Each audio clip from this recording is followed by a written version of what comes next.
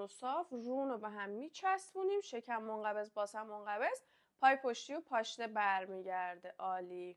یک بار دیگه میام بالا. 2 برمیگرده.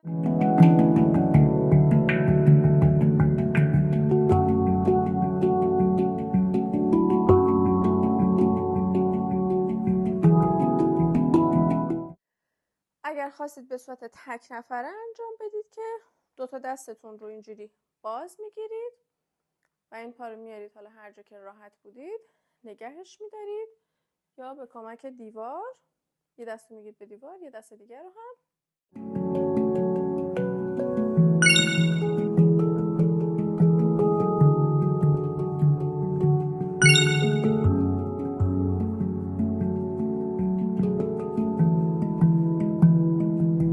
بریم که پر انرژی شروع کنیم حرکت‌های قدرتی استقامتیمون رو. حرکت اولی که می‌خوایم انجام بدیم اسکوات هست.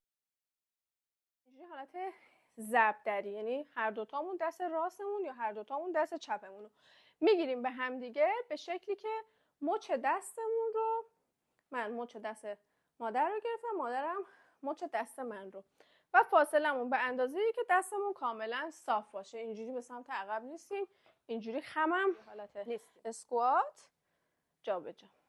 اگر تنها بودید و میتونید حرکت رو به صورت انفرادی انجام به یه دیوار بگیرید که کمک کنید که اینجوری بدنتون به سمت جلو نیاد و وزن رو روی پاشنه میندازید. براتون اوکیه که 2 دست رو میتونید اینجا جلوی بدنتون مشت نگه دارید و میریم.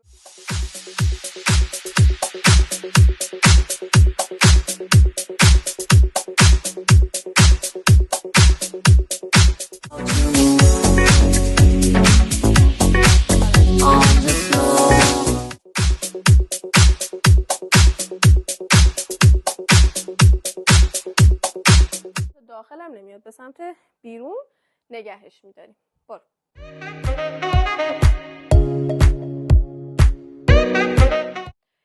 اگر با پارتنر بودید حرکت رو به این شکل انجام میدید، اگرم نه به این شکلی که الان توضیح میدم. قدم میزنید میرید به سمت جلو، اینجا خط کش که شد بدنت، دستتو بلند میکنی میاری میزنی به شونه به این حالت. بعدی به این شکل میخوایم انجام بدیم که این بار باسن رو میاریم به سمت بالا و با باسنمون توی فضا یه دایره میزنیم. یعنی به چه شکل؟ باسن میره به سمت کنار بدونی که بخواد رو زمین اینجوری پهن شه واسه خودش، فقط نزدیک میشه و بعد میره به سمت کنار.